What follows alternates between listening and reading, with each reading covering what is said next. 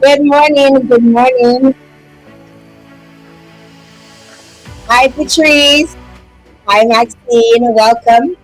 Hello, Welcome. hello. How are you doing, Del? Nice to Good. see you. Nice to see you too. Good morning and welcome. Good morning to everyone joining us. I want to welcome every single person who's on social media, who is connecting to us via Facebook. If you're connecting to us on YouTube, if you're connecting to us on LinkedIn, I want to welcome you to the final day of Conversations on Migration, the Climate Justice series. I'm joined by three, well, I say three, like I'm adding myself into it, but they're two lovely individuals, which I'll introduce in just a second.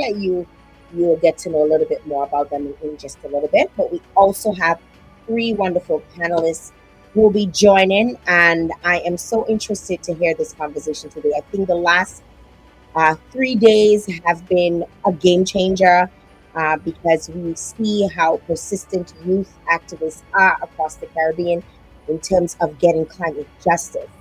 And as we know, the Caribbean countries continue to contribute less than 1% to global greenhouse gas emissions, which essentially are the root of the changes we see taking place in climate trends.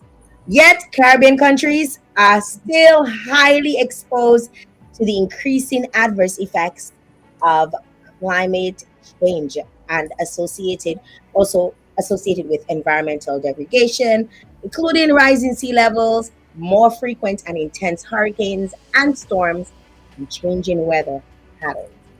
Individuals living in small island developing states are three times more likely to be displaced due to environmental disasters than individuals living elsewhere. And this is striking. My name is Jael Joseph, and I am happy to be part of this climate justice series. Like I said, if you're just coming on, this is day 4. I'd like to introduce you to my co-host today, who will be Patrice Escada is my co-host. And Maxine is joining us as well. So a little bit about Patrice. Patrice serves as the Chief of Missions Barbados and is also the coordinator for IOM Caribbean. And Maxine, like you may have met her yesterday. If you were connected yesterday, if you're tuning in today, Maxine is the communications officer for IOM Caribbean. Welcome, guys. Thank you. Hi, Patrice. Patrice, you're not saying anything? You're quiet? I'm super quiet, but I'm really excited to be here. I've been able to listen late at night to the three other ones, and I must say the quality of the discussion is fantastic. The messaging that we are hearing is extremely powerful. The emotions that are there is fantastic. So really looking forward to today's discussion.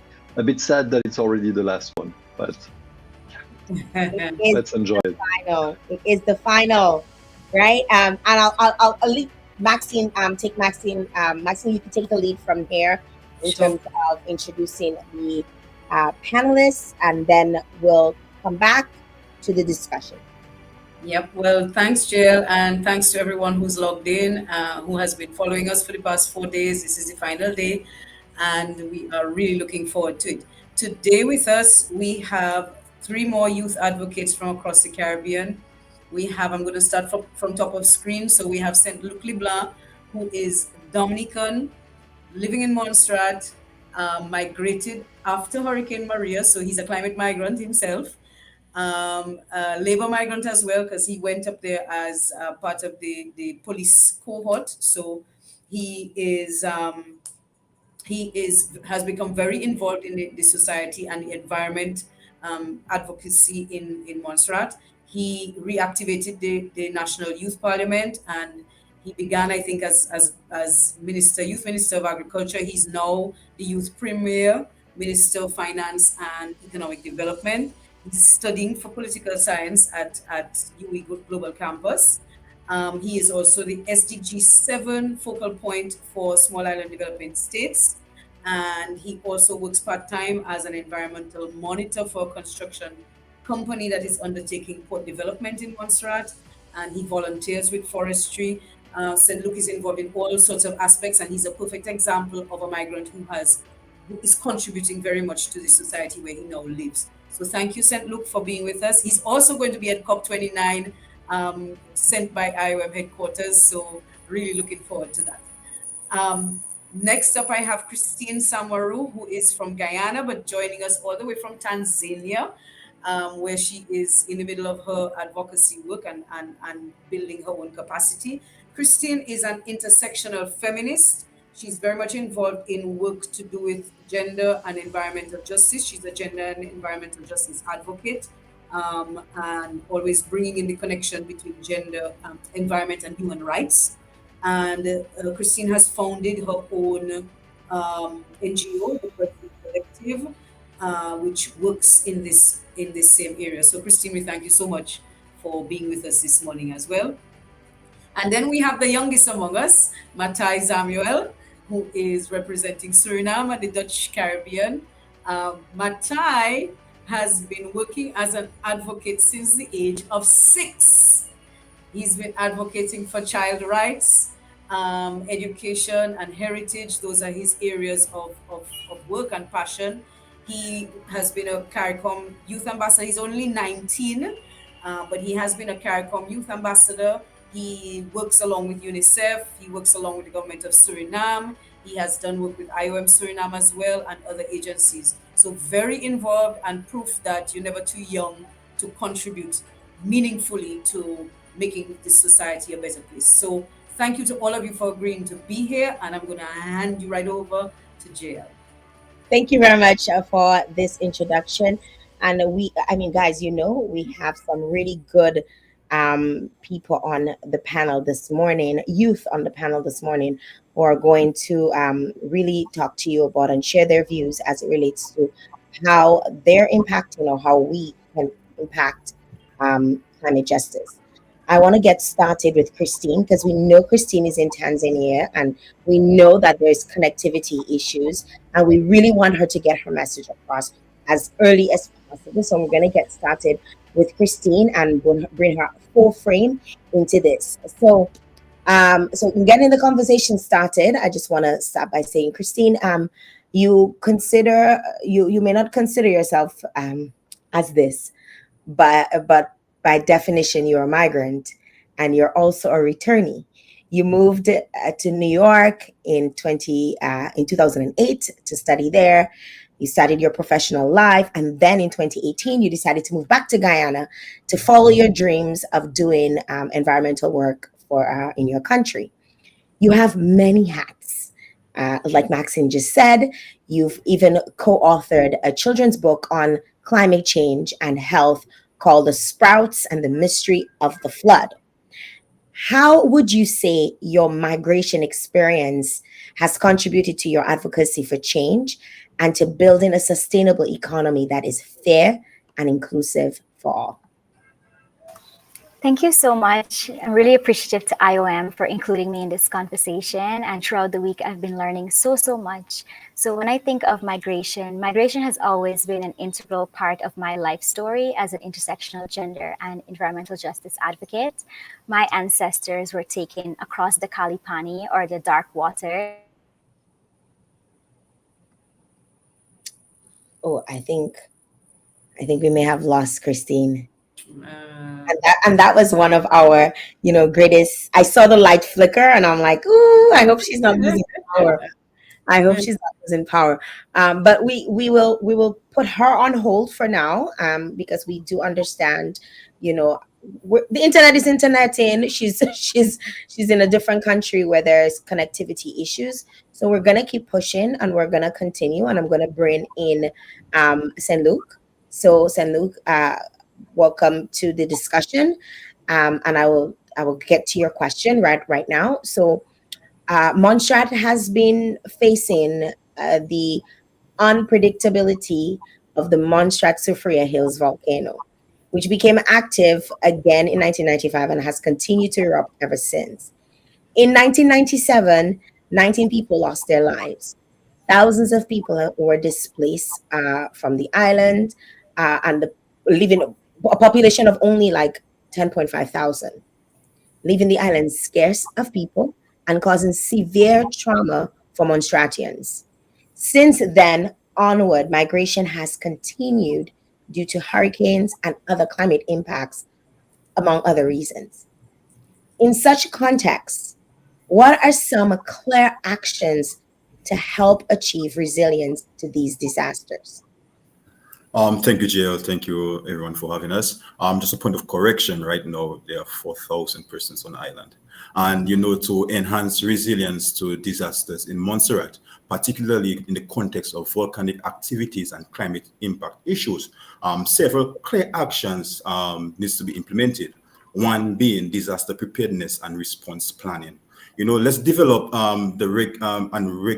let's develop and update a comprehensive disaster preparedness plan that includes evacuation routes, emergency plans, shelters, communication strategies, conduct regular drills with persons in the community and emergency response persons to ensure that the readiness is there. Secondly, community education and awareness. Knowledge is power.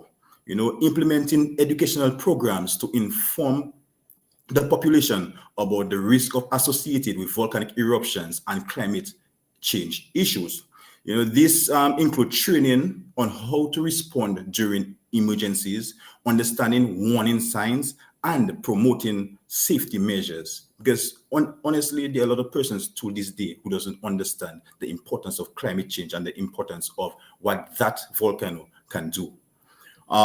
Thirdly, infrastructure resilience. We need to invest in resilient infrastructures that can withstand volcanic eruptions and extreme weather events. These include strengthening our buildings, improving drainage system, and ensuring that critical facilities like our hospitals, our schools, etc., are built to withstand disasters. And my favorite, finally, is environmental management. The implementation of sustainable land use practices and reforestation efforts, such as the one that I conducted with the National Youth Parliament, where we planted 681 trees in 5 days in areas prone to landslides and erosion. Trees that can withstand volcanic activities like what we get on a regular basis, ash falls and heavy rain. Those are important. Protecting natural barriers such as our mangroves and coral reef can also help mitigate the impact of climate change. And, by implementing these actions, Montserrat can build a more resilient community capable of effectively responding to and recovering from challenges posed by volcanic activities and climate change. So this is my contribution to that question. Thank you very much, St. Luke, for sharing that with us so passionately too. You sounded like you were in Parliament and you were speaking up, for the youth.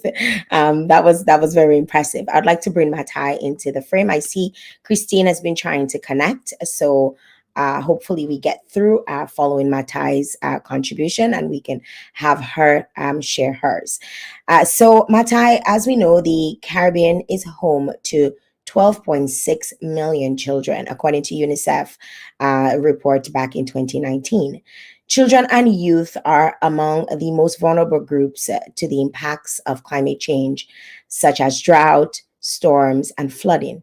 Research actually shows that children, adolescents, and youth will be uniquely impacted by climate change in the coming years. For instance, a child born in 2020 will face twice the risk of experiencing wildfires, 2.6 times the risk of drought, 2.8 times the risk of river flooding, and 6.8 times the risk of heat waves compared to a person who was born in 1960.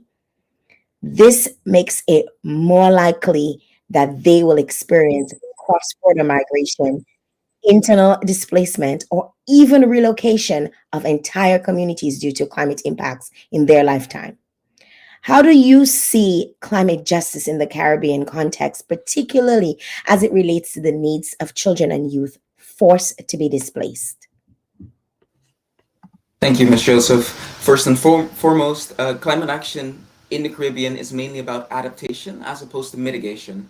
Hurricanes are increasing in frequency and severity, saltwater intrusion, harsher droughts, and prolonged periods of flooding are diminishing agricultural yields, causing harvests to fail, and endangering food and water security across the Caribbean. So, climate justice within the Caribbean context would necessitate technological innovation, breeding more climate resilient crops, and an accelerated transition away from fossil fuels to green and blue economies.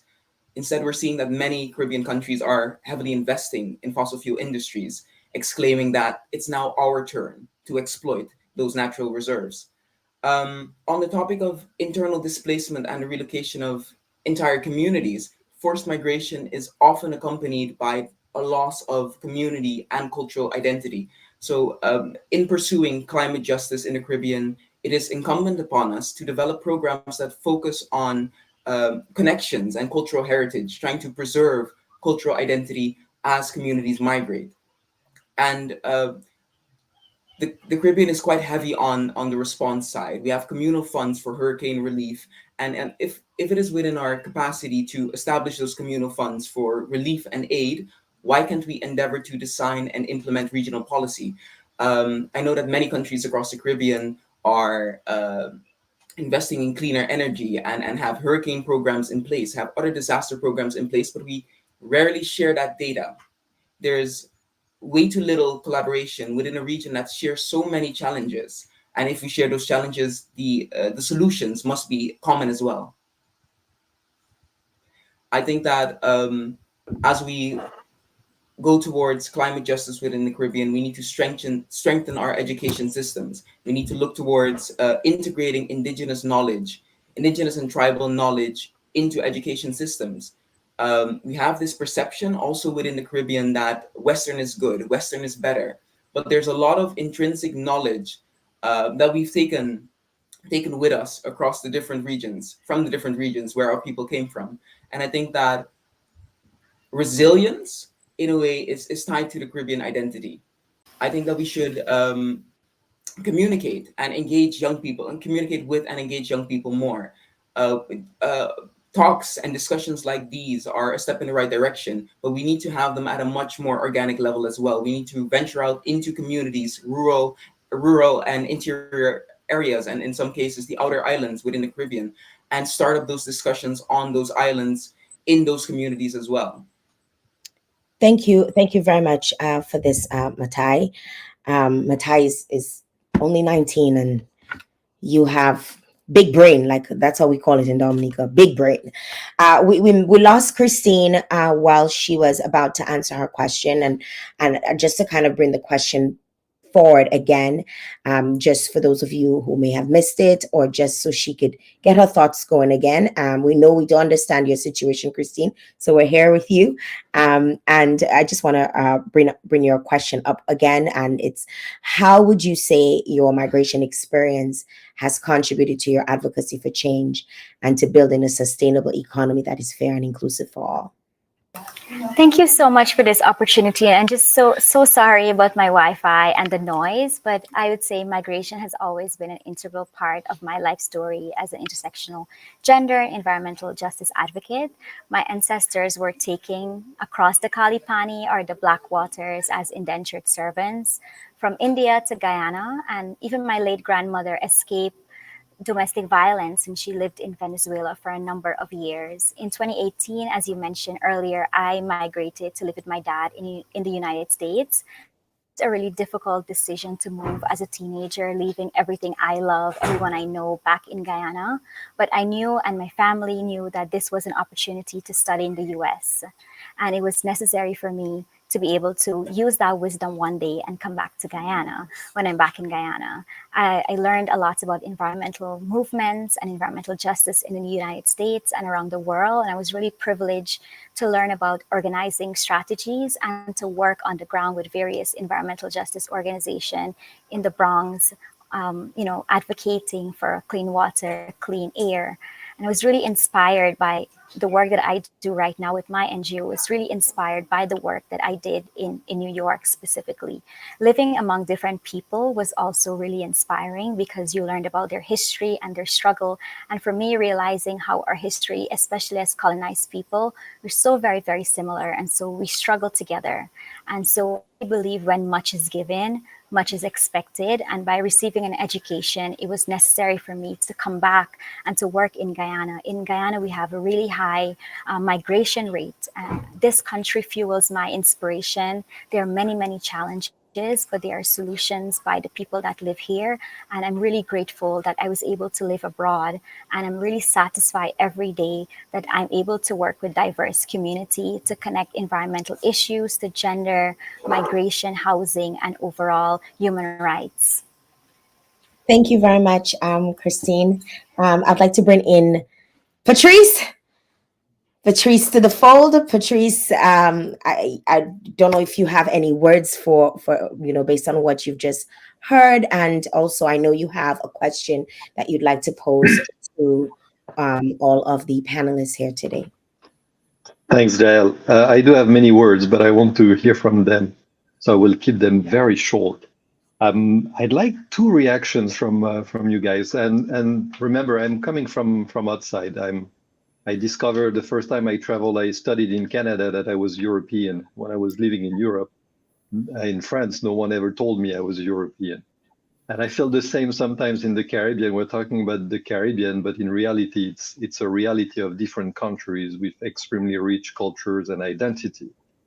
And one of the points that Saint-Luc and Matei, you were making is about knowledge as being power, about disaster preparedness plan, knowledge, indigenous knowledge included, and how there is not necessarily this knowledge that is transferred at a more regional level. So that's something that could benefit all the Caribbean countries. And for me, that's one of the questions that I've been worrying when we talk about climate justice, climate advocacy, is that's what level of integration you would need among Caribbean countries to be able to amplify your voice as talking about your country experience, but to bring that within the COP20 discussion as something like the voice of the Caribbean. What are some of the barriers that you see to that level of integration that could help amplify some of the messaging? So that's my first one. My second one was more for Christine, but I see that she disappeared again. But I will still put it there. You can put it on pause. Yeah.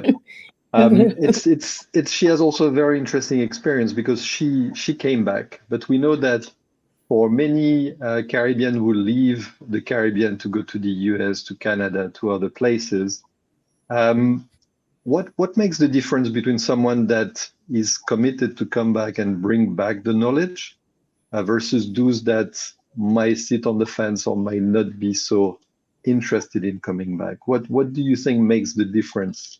I think that's for me a very important question, especially when it comes to climate adaptation that requires skills, that require knowledge that can be gained across the world. So those were my two questions, reflections. Over to you, Jael. I'm gonna bring Matei on first so he can answer your first question. So Matei, go ahead. Well, if I'm allowed to start with the second question, I think what makes a difference would be appreciation. Many youth advocates and activists that I've spoken to have mentioned this feeling of being removed from the rest of society. We're quite often othered, and we're branded as insane, as very different in a bad way. We're not seen as the rest of society or the rest of the community because we advocate for different things. We're very passionate about things that usually are not part of the day-to-day of many people. So I think that what keeps an advocate going next to resources is support from a community, and many people that leave and out-migration is a big thing, not only in Suriname but across the region. People going abroad to study and staying there and study and starting a new life, starting a new existence abroad, which is okay, but it's also a loss of potential for the Caribbean. We should be engaging the diaspora, the Caribbean diaspora abroad, about these challenges we're facing, and not just in the context of remittances, because that's how we like to think about diaspora, about them sending money. But there's a lot of knowledge that can be shared between the populations home and abroad. But I think that appreciation, acknowledgement of the efforts of advocates, that really makes a difference in not only coming back, but paying mind to what's happening back home. On the topic of collaboration and regional integration regarding efforts, we like to organize talk shops. So developmental partners organize conferences, and we'll have delegates from all the different countries and territories, and we'll take very pretty pictures, and there'll be outcome documents that only focus on national action. So those delegates that you primed for three months to work on that collaborative effort, that same agenda, you'll have them go back to their own countries and their territories, and there'll be no more communication, no more collaboration between those young people that found one another against all odds. A big issue is funds. Usually, people have the idea that developmental partners have a stacked wallet, but while they don't. But I think it's not always about money. It's about finding pathways, finding avenues. And I think that comes down to providing young people, children and youth advocates with a sense of agency, not just because something that, and pardon me for saying this, but something that the United Nations is also guilty of often in many small island developing states and least developed countries is tokenizing youth, tokenizing children. And we like to identify poster children, but we don't listen. We have them speak. We place young people in the pulpit and present, but we don't actually understand what they're saying, what they're trying to get across. So I appreciate you organizing these discussions and these talks with these young people, and I've been taking the time to listen to the other 3 episodes, and there are some genuinely valuable insights being shared, and I would love to see those distilled into programs that are rolled out across the region. But when you roll those out, don't just include the young people in the territories and in the countries in the implementation phase. Include young people in the when you're writing the proposals. Have them present when you're doing the project evaluation and the monitoring. Have young people present at all stages, and not convince young people. Convince us that you're listening. Make us understand that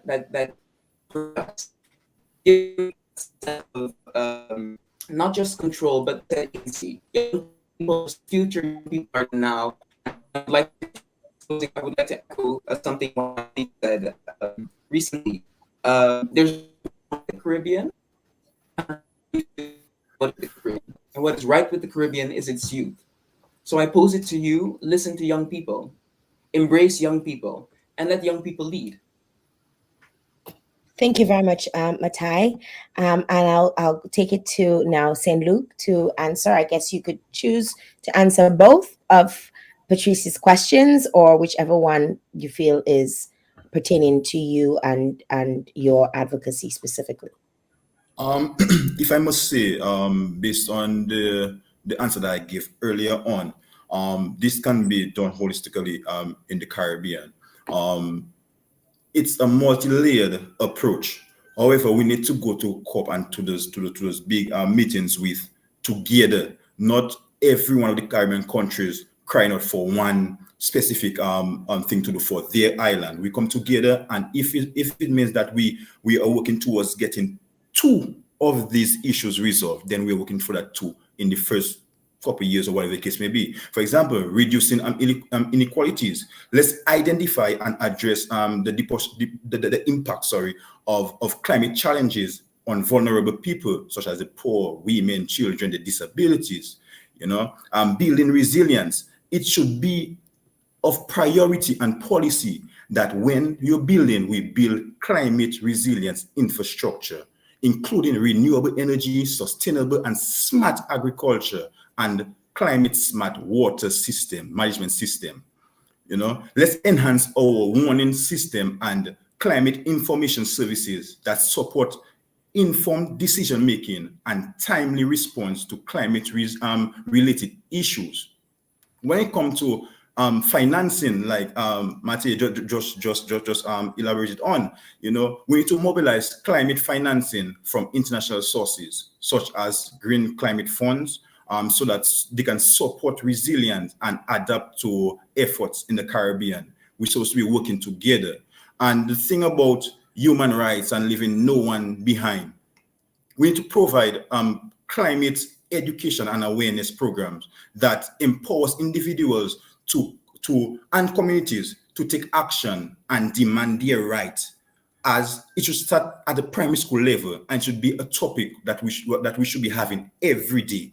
And before I end, I just want to bring forward a quote that I kind of gathered last night, that I brought up on my own last night. And it says, disaster management resilience building for Montserrat and the Caribbean should be based on human rights, inequality reduction, and financial resilience. Working together will provide a pathway for a more equitable, resilient future, which no one and absolutely no one should be left behind. So again, go in there with one voice, go in there. If all of us want that, all of us going to get that, we're going to advocate for that, and not everyone fighting their own personal battles. Thank you very much, Sendu. Christine, I don't know if you caught the question, and you'd like to, if you want, I could get Patrice to repeat, but I feel like I have a sense that you understand where the direction is going. So go ahead. Yes, thank you so much. And I couldn't agree more with my colleagues and everything and their passion for what they shared. And I definitely 100% agree with that.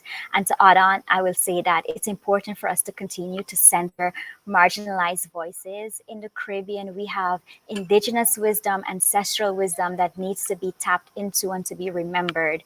We continue, like you said, JL, in the beginning, we continue to face the worst effects of the climate crisis. And we need commitments for loss and damages that we continue to suffer. Our solutions has to be pro-poor, and it has to center marginalized voices, persons who are in vulnerable positions. We have to have investment in local communities. Our voices aren't only needed when we're preparing for COP every year, but we need to be involved in programs, in projects, and these programs to be intersectional. It has to work with people in the community who continue to face the worst effect of the climate crisis. Thank you. I know one of the questions that Patrice also, he positioned it sort of to you, but you dropped off right in that during that moment, had to do with understanding why people, because people oftentimes migrate, they go out and they come back, and there is often a reluctance for people to return, and in your case, you came back and kind of centering the conversation around, why it's important and what should be done in order to allow people to want to come back and contribute to things like advocacy where climate change is concerned, the environment and so forth. I hope I'm getting your summary right, Patrice. So what can you contribute in terms of even your own experience? I know from my own experiences, and Maxine is smiling because she knows this is something that I've vocalized countless times. I've always gotten pushback, although I am very much involved in Dominica. I don't consider myself a diaspora. I've straddled both countries very comfortably. I probably know what's going on in Dominica even before Dominicans living in Dominica, because there are many times I will tell people, hey, do you know what happened? They're like, how do you know? Because I'm very much connected to the veins of Dominica where that is concerned. And people often make me feel like I'm an outsider when I'm in Dominica. I feel like, oh, they don't want to take your suggestions. They feel like you have too much to say. Why you have so much to say? Or why are you even focusing on these things? We have bigger issues, probably you could shed some light on that. Yes, thank you so much. And that question really touches my heart, because similarly, when I decided to move back to Guyana after 10 years of it was met with so much pushback, especially from family members. And they mean well in terms of thinking about security and why would you give up this amazing opportunity to be in New York and live in Guyana. But for me, this work really touches my heart. It's activism is my life's work. And I really believe, and every say I really live it. If we want to have Caribbean-led solutions, we need people who understand the issues that we face. And growing up, I've always been aware of injustices. I've witnessed and I've been in the 2005 flooding in Guyana, and then even living in the United States, surviving Hurricane Sandy. We need people who care to do this work, because it's easy to do this work and not do it well.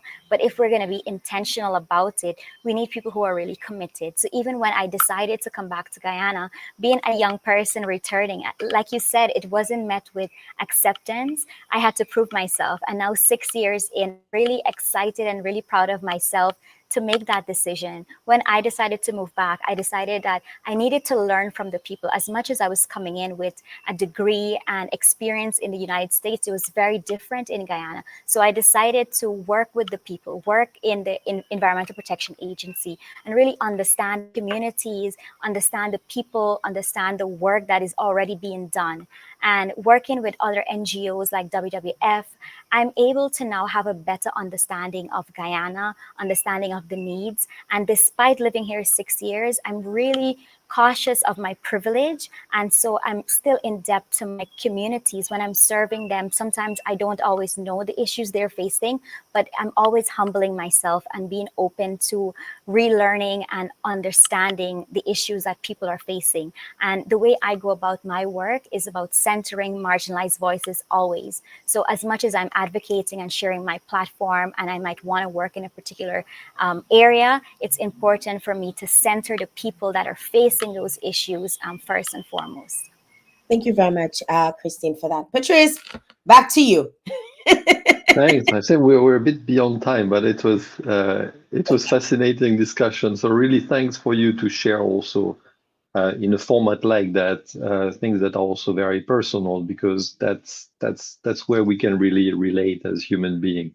So really, thanks for that. Couple of takeaway from my side, and that's not an exhaustive list.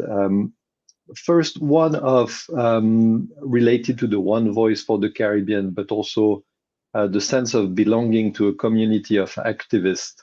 I feel that there could be a role for organizations like us if we were doing that better, to help you build those communities, but make sure that these communities are yours. They don't belong to us, but we give you the means to make them work for you. Because I think that the point you're mentioning of finding people that are like-minded, that can help you support each other's while you are trying to have difficult conversation in your countries that are not necessarily well accepted, where there are cultural barriers, when there is all of that.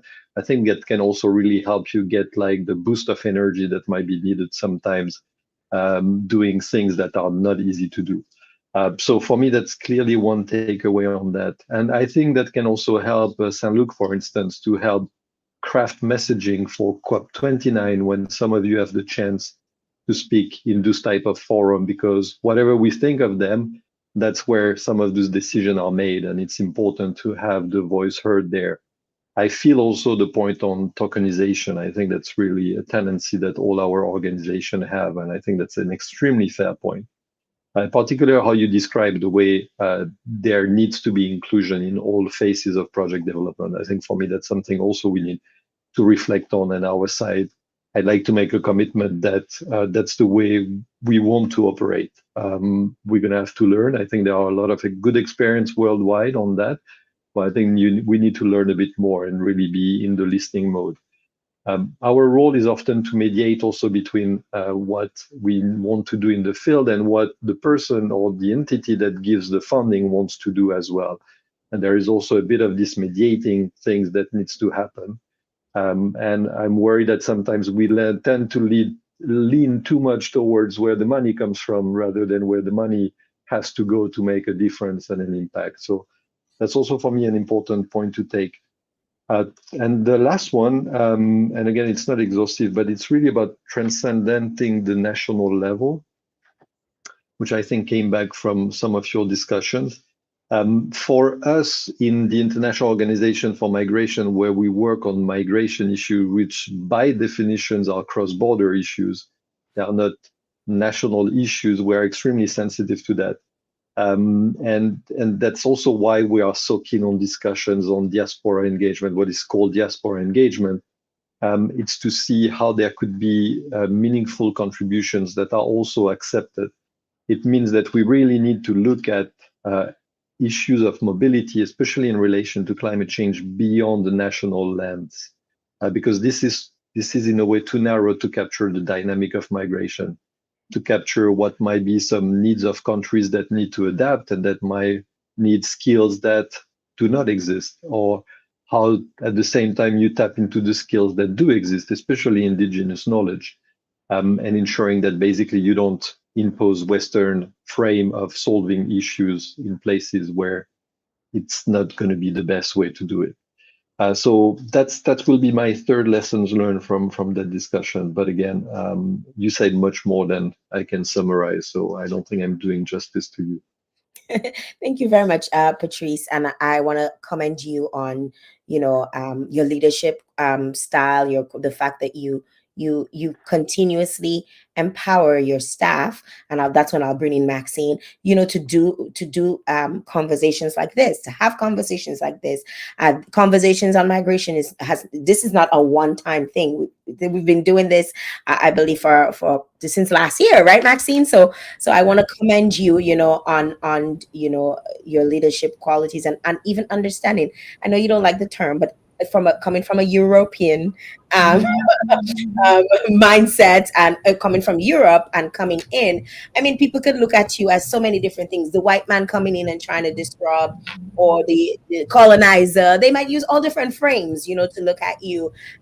But you, based on my experience, I can say that I see you empowering a lot and really wanting to know what do we need to do, and not just saying it, but also putting it into practice. So good job to you.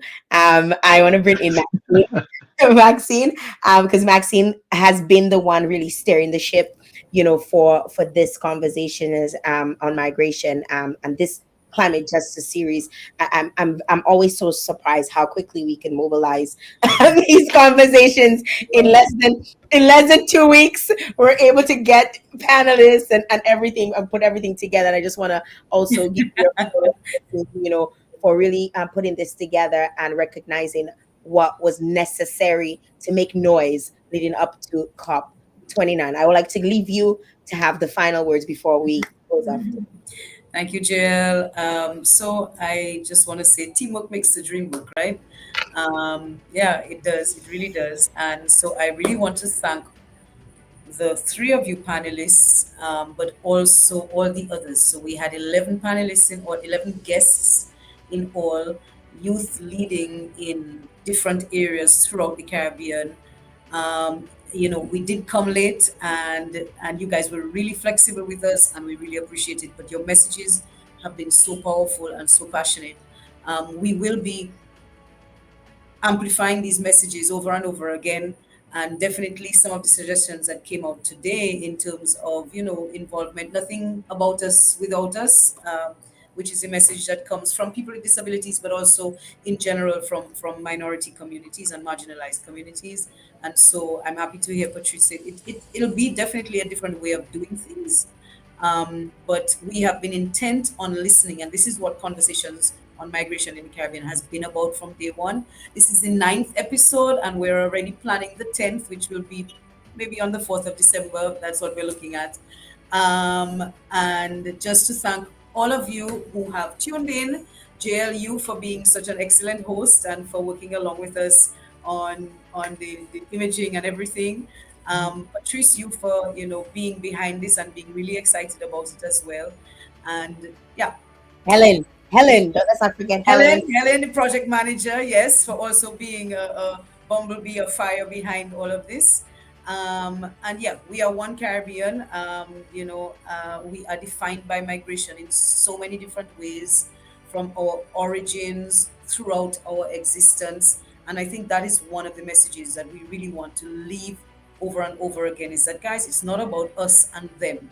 We are all migrants. Every one of us as Caribbean people, if we look into our lineage, our heritage, our backgrounds, we will see that there has been some kind of movement somewhere along the line.